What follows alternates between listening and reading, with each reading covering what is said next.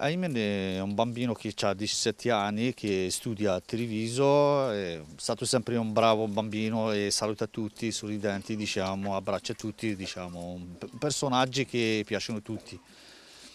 Come è successo, infatti è una cosa più forte da noi, non aspettiamo magari quello che è successo a lui, diciamo. Si parla di una cessione di droga, la convince questa cosa? Ma non credo perché è un bambino sportivo, è stato sempre magari, diciamo, non ha mai avuto problemi con queste cose, diciamo, di droga.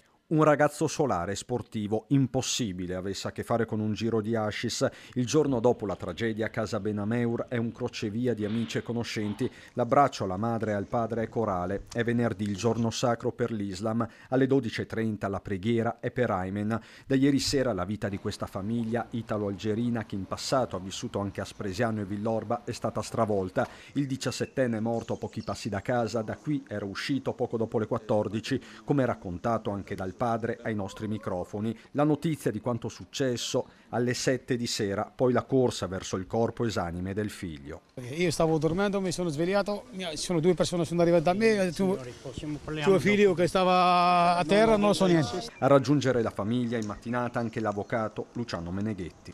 Ho incontrato il padre perché la mamma è comprensibilmente distrutta dal dolore ed è a letto e non riesce proprio a parlare. Il padre è più forte, anche lui ancora non ha ancora metabolizzato, si sta rendendo conto, il dolore sta crescendo di minuto in minuto, però è riuscito a darmi le prime informazioni necessarie per poter assistere in questi tragici momenti iniziali la famiglia. Lei ha capito cosa è successo ieri? Si parla di questa cessione di droga, di questa colluttazione. No, guardi, il papà nulla sa, il papà sa solo che quando è uscito il figlio, un figlio che tutti descrivono meraviglioso, un ragazzo che tutti volevano bene e che mai aveva dato segno di una qualche forma di devianza.